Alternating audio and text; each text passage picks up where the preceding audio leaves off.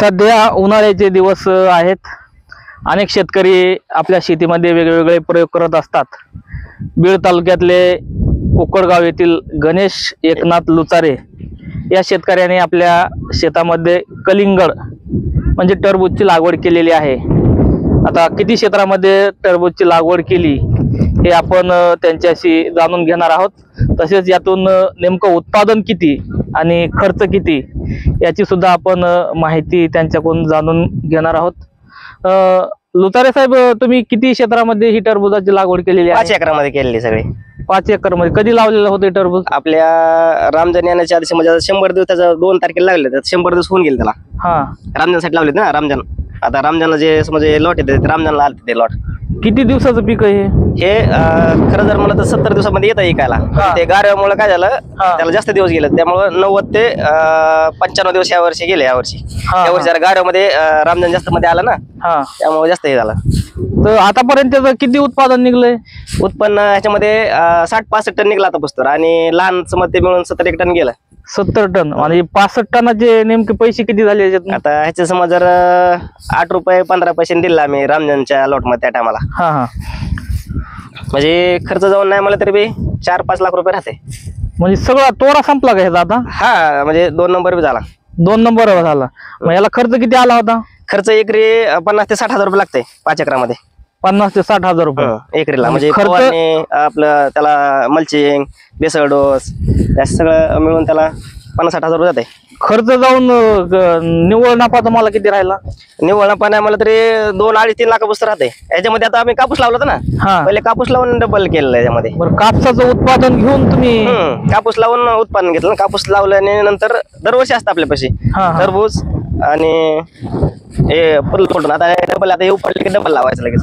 पाण्याचं साधन काय ह्याला? शेततळ बनले ना आपल्या ह्याच्यामधनं घेतलं आम्ही. शेततळ आपल्या नाही का पोखराची योजना होती का आपली, त्या पोखराच्या योजनेमधनं शेततळ दिलं आम्हाला, सरकारतर्फे भेटलेलं आहे. तर एक जवळपास किती किलो भरते? 7 किलो पुस्तक झालं. 7 किलो? गुजरात, हरियाणा, ते दिल्ली पसलं, ते काय म्हणतं आग्रा, 3 गाड्या आग्राला गेल्या, काय दिल्लीला गेले, काय गुजरात मध्ये गेले. म्हणजे एक टरबूज 7 किलो पर्यंत भरते? 7 किलो. किलो प्रमाणे विकलंय का? किलो प्रमाणे. किलो, 1 किलो असं. किलो. कधी माल विकला हे आता? आपल्या रमजान लागायच्या समज रमजान लागलं का त्या टप्प्यामध्ये सर्व रमजान सुरू झालं की विकला होता. म्हणजे रमजानसाठी लावतो. दरवर्षी असतं माझ्यापाशी. रमजान सण असलं की माझ्यापाशी माल असतो. मग टरबुजाच्या व्यतिरिक्त आणखी काय खरबूज बी लावली? खरबूज लावलं. ते खरबूज होते ना. आता खरबूज आहे, कांदा आहे. खरबुजाचं किती उत्पादन निघलंय? खरबुजाचं त्याला समज 9 टन पुस्तक गेला सगळा आता पुस्तक. 9 टन? ते 16 रुपये किलो दिलेला आहे. त्याचे किती पैसे झाले? त्याचे बघा ना, 16 रुपये किलो. 9 टन किती व्हायला लागले? 9 टन समज तरी बी आपल्याला 1.25 लाख रुपयाच्या मोर राहिले. त्याच्यातून अजून दुसरा मला 2 नंबरचा माल राहिलेला त्यामध्ये सगळा. म्हणजे 1 नंबरचा माल त्याचा तुम्ही विकला? 1-1.5 लाख पुस्तक त्याचा झालेला आहे. म्हणजे टरबूज मिळून खरबूज प्लस किती? टरबुजाचे किती खरबुजाचे किती? एकूण खरबुजाचे समज 1.5 लाख पुस्तक झाले आता पुस्तक. टरबुजाचे 4.5 लाख पुस्तक झाले. 4.5, 5, 6 लाख रुपयाचं उत्पादन. म्हणजे 2 महिन्यामध्ये 6 लाख रुपयाचं उत्पादन. 5 एकर क्षेत्र आहे हे. 5 एकर आहे. ते खरबूज 2 एकर आहे. म्हणजे 7 एकर मध्ये 6-7 लाख रुपये. म्हणजे एकरी 1 लाख रुपये धरून चालायचं. एकरी 1 लाख रुपयाचं उत्पादन तुम्ही घेतलेलं आहे. म्हणजे दरवर्षी लागवड करता का तुम्ही? दरवर्षी असते माझ्यापाशी. म्हणजे दरवर्षी खरबूज लावता? टरबूज खरबूज दरवर्षी असतं. पाण्याचा गेला का ठिबकचा वापर केला? ठिबक आहे पूर्ण.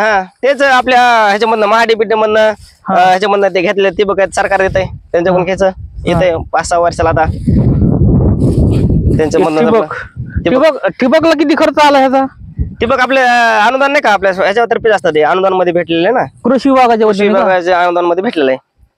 त्यांनी दिलेलं आहे ठिबक बिबक सगळं.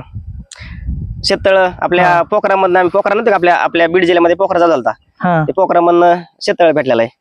आणि आपलं जवळ पाणी नदीला आहे त्यावर त्यामध्ये टॉक करून ठेवायचा आणि उन्हाळ्यामध्ये असं वापरायचा. आता इथून मोर एक वाडी होती 2.5 एकराचा एक पट्टा त्याच्यावर बघतं. बरोबर. गेल्या वर्षी किती दुष्काळ होता तरी पण आम्ही त्याच्यावर वाडी आणली होती. त्याच्यामध्ये गेल्या वर्षी बी लावले होते का टरबूज? गेल्या वर्षी होते. म्हणजे ह्याच तलावावर लावले होते का? तलावावरच लावले होते. विहीर आहे का त्याच्यात? हा विहीर एक आहे ना, विहीर आहे, 2 बोर आहेत. हा मग हे कशासाठी लावलं हे त्याच्यामध्ये असं चिकट हे काय असे ह्याच्यामधले किडे असतात. हा त्याच्या म्हणजे जे डंक मारतात ते किडे ह्याच्यावर बसले जातात. असं हे जे नाही पण ते पिवळे जे आहेत ना, पिवळे जे आपले फुलं असतात का, फुलं, हे फुलं पिवळं फुल असतात ना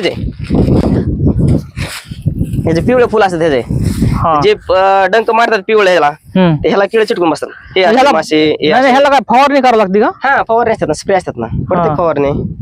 म्हणजे सापळे आहेत काय? हे सापळे म्हणायचं आपलं, हे म्हणजे आपलं जसं आपण सापळे म्हणतो तसं ह्याला सापळे चिकट असतात, चिकट होतं. आता हे समज हे संपून गेलंय, चिकट असतं ते. बरोबर.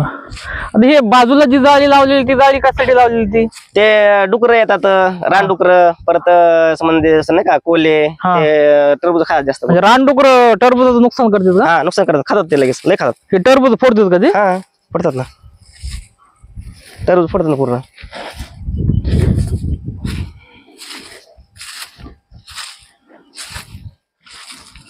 हे होते लुचारे यांच्या बागेतलं हे टरबूज आहे. आता हे टरबूज नेमकं कसं लागतं याची चव सुद्धा आपण घेणार आहोत. हे काय करायचं, हे टरबूज फोडायचं बघा, आपण त्याची चव बी बघू. तुमच्या बागेतली टरबूजाची चव नेमकी कशी आहे. चाकू नका का फोडू, असं असं फोडायचं.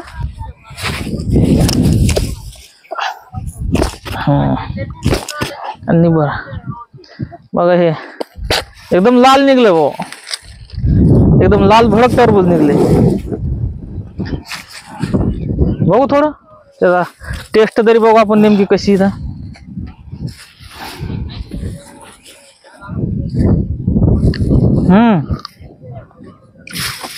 एकदम मस्त. ते खाल्ले नव्हते पोर तिथले, तिथे घ्या. चल तिथे खातात ते. हे आपल्या शेतातले टरबूज लाल भडकण्याचं गोडीले कसे येत, एकदम मस्त आहे. तर लुचारे यांनी आपल्या शेतामध्ये 5 एकर क्षेत्रात टरबूज आणि खरबुजाची लागवड केलेली आहे. यातून त्यांनी जवळपास 7 लाख रुपयाचं उत्पादन घेतलेलं आहे. यांचा आदर्श इतर शेतकऱ्यांनी नक्कीच घेण्यासारखा आहे.